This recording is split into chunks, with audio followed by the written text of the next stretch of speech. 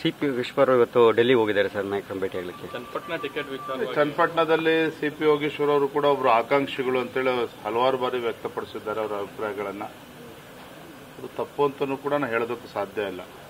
ಅವರು ಕೂಡ ಚನ್ನಪಟ್ಟಣ ವಿಧಾನಸಭಾ ಕ್ಷೇತ್ರದಲ್ಲಿ ಅವರದೇ ಆದಂತ ಒಂದು ಹಿಡಿತವನ್ನ ಇಟ್ಕೊಂಡಿದ್ದಾರೆ, ಅವರದೇ ಆದಂತ ಬೆಂಬಲಿಗರಿದ್ದಾರೆ.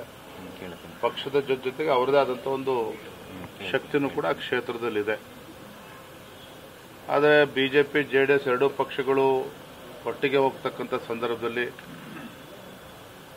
ಅಲ್ಲಿ ಜೆಡಿಎಸ್ ಪಕ್ಷ ಮಾನ್ಯ ಕುಮಾರಸ್ವಾಮಿ ಅವರು ಶಾಸಕರಾಗಿ ಅಲ್ಲಿ ಆಯ್ಕೆ ಆದಂಥ ಸಂದರ್ಭದಲ್ಲಿ ಅಲ್ಲಿ ಯಾರು ಅಭ್ಯರ್ಥಿ ಆಗಬೇಕು, ಬಿಜೆಪಿ ಮತ್ತು ಜೆಡಿಎಸ್ ಎರಡೂ ಪಕ್ಷದ ವರಿಷ್ಠರು ಕೂತು ಚರ್ಚೆ ಮಾಡಿ ಅಂತಿಮ ತೀರ್ಮಾನ. ಕ್ಷೇತ್ರನ ಉಳಿಸಿಕೊಳ್ಳುವಂತ ಪ್ರಯತ್ನ ಬಿಜೆಪಿಯಿಂದ ಆಗ್ತಿದೆ ಸರ್, ಮಾತಾಡಿದ್ದಾರೆ ತಾವೇನಾದ್ರು ಬೇಕು ಅಂತ ಹೇಳಿ.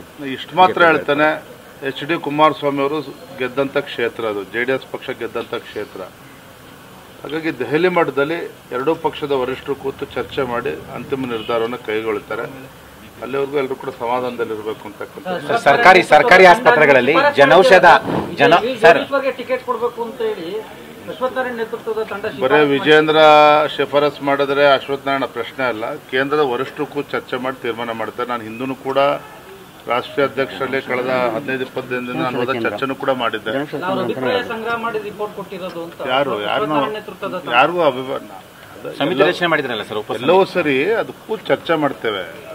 ಒಂದು ಬಿಜೆಪಿ ಮತ್ತು ಜೆಡಿಎಸ್ ಎರಡೂ ಪಕ್ಷಗಳು ಲೋಕಸಭಾ ಚುನಾವಣೆಯನ್ನು ಒಟ್ಟಾಗಿ ಎದುರಿಸಿದ್ದೇವೆ. ಈ ಒಂದು ವಿಧಾನಸಭೆ ಉಪಚುನಾವಣೆ ಬರ್ತದೆ, ಅಲ್ಲಿ ಯಾರು ಅಭ್ಯರ್ಥಿ ಆಗಬೇಕು ಅಂತಕ್ಕಂಥ ನಿಟ್ಟಿನಲ್ಲಿ ನಾವು ಸಮಿತಿನೂ ಕೂಡ ಮಾಡಿದ್ವಿ. ಅಶ್ವತ್ಥನಾರಾಯಣ ಕೂಡ ಅಭಿಪ್ರಾಯಗಳನ್ನು ಪಡೆದುಕೊಂಡಿದ್ದಾರೆ.